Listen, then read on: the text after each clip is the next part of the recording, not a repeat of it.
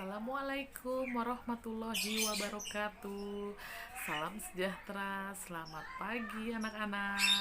Semoga tetap semangat belajar di rumah. Semoga kalian selalu sehat ya dan semangat belajar di rumahnya. Oke, baik anak-anak, hari ini kalian ketemu lagi dengan Ibu Dwi. Ya, di sini Ibu ingin menyampaikan materi subtema 2. Ya, kalian bisa buka buku tema kalian ya pada halaman 62.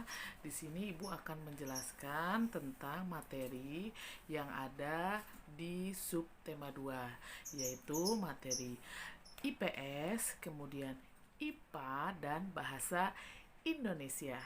Dengarkan penjelasan Ibu ya anak-anak. Tetap semangat ya. Assalamualaikum warahmatullahi wabarakatuh.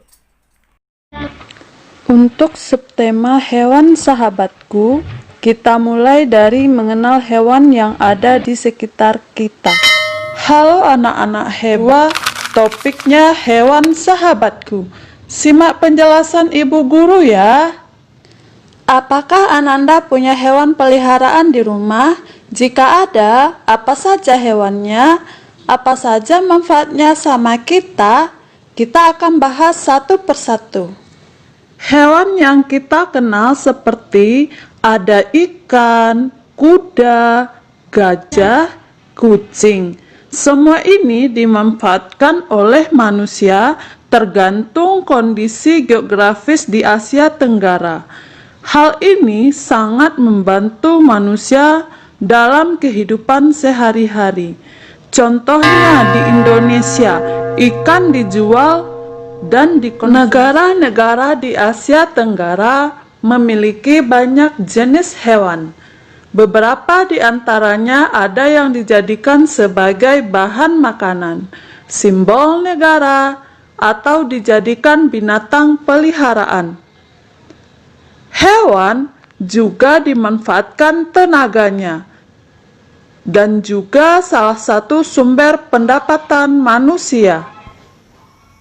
Berdasarkan cara hewan berkembang biak, dibedakan menjadi 3. Pertama, ovipar artinya bertelur. Yang kedua, vivipar artinya melahirkan atau beranak.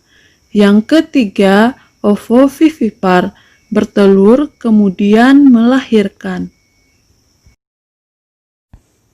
Contoh hewan ovipar, yang pertama ayam, burung, ikan, dan lain sebagainya. Contoh hewan vivipar atau melahirkan adalah kucing, sapi, kuda. Contoh hewan ovovivipar yaitu hiu, ular, dan lain sebagainya. Hewan tersebut dikatakan hewan yang berkembang biak secara kawin atau generatif. Nah, ada lagi nih hewan yang berkembang biak secara tak kawin yang dinamakan dengan vegetatif seperti cacing, amuba, dan sebagainya. Ini adalah beberapa contoh hewan yang ada di Asia Tenggara. Masih banyak lagi ya, Ananda. Silahkan cari di rumah. Setelah mendengar hewan khas ASEAN, sekarang kita akan belajar sejarah berdiri ASEAN. ASEAN berdiri tanggal 8 Agustus 1967. ASEAN adalah perhimpunan bangsa-bangsa Asia yang melibatkan 5 negara: Indonesia, Malaysia, Filipina, Singapura, Thailand yang berkumpul di Bangkok. Nah, Ananda, dari teks sejarah berdirinya ASEAN, bisakah kamu menentukan topik paragraf itu? Apakah itu paragraf? Paragraf adalah kumpulan kalimat yang biasanya mempunyai satu ide pokok. Apakah sudah paham, Ananda? Nah, jika sudah, silahkan ditentukan topik ini. Kemudian kita lanjutkan ke paragraf utama. Paragraf utama adalah ide pokok yang tertuang dalam sebuah kalimat. Nah, Ananda, ini adalah contoh teks tentang paragraf utama. Pertama, kita lihat dulu topiknya. Topiknya yaitu tujuan dibentuknya ASEAN. Sedangkan paragraf utamanya yaitu mempercepat pertumbuhan ekonomi, kemajuan sosial, serta pengembangan kebudayaan di kawasan ini sampai ke damai. Silahkan dibaca sendiri ya, Ananda.